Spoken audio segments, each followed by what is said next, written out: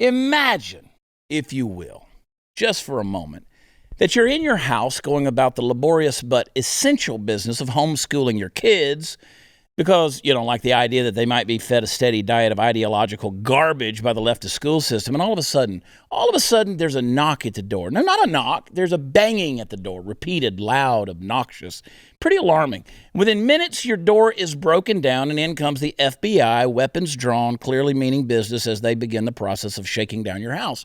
Why are they there? You don't know, because they won't tell you. They have a warrant, but they're not sharing any information at the moment. And meanwhile, they're literally rifling through everything that you own, dirty underwear and everything. This is apparently how things are now going to be done in Colorado, where a homeschool mom who's been active in her local school board's meeting and has helped to effectuate some real change was arrested earlier last month. The FBI raided her house on suspicion that she is a, wait for it, a domestic terrorist. Now, I'm reminded of another group of people who were labeled domestic terrorists because they were fighting in the cause of liberty. And Sharona Bishop and the aforementioned mother, homeschooler, and activist would seem to fall into good company if that's how the dictatorial powers that be choose to see her. This is a lady who goes to school board meetings and helps in the fight to overturn things like mask mandates in the name of children who aren't even hers. Her kids are at home in a learning environment that has been thus far protected from the rot of the public school system. She's fighting for the liberty of fellow parents and their kids. And when I say fighting, I mean verbally fighting, okay?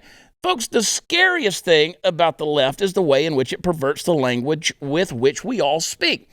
Because, folks, as I've said many times on this show, the way we speak is the vehicle in which our thoughts travel back and forth with each other.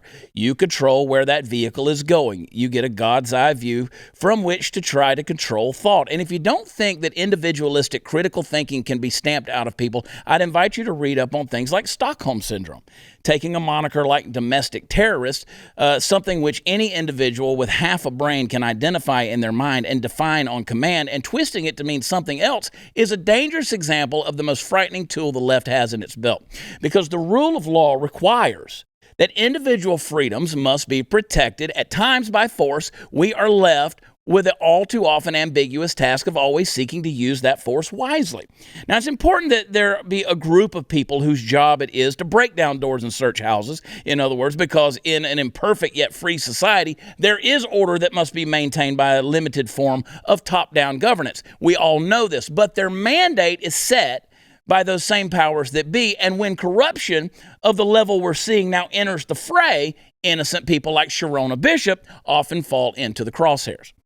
We do not have a choice as to whether or not we can fight this battle over the hearts and minds of our children. Protecting them is put on the mantle, but the mantle is put upon our shoulders as parents by God himself. And I still maintain that getting your kids out of the public school system altogether is the best way forward for as many of you as can do it. But like Sharona, once we've successfully placed our own children out of harm's way, we have to turn around and re-enter that fight, even if it means going to jail for it. So exercise your right to free speech, maintain a peaceful approach, but get in there and make a difference.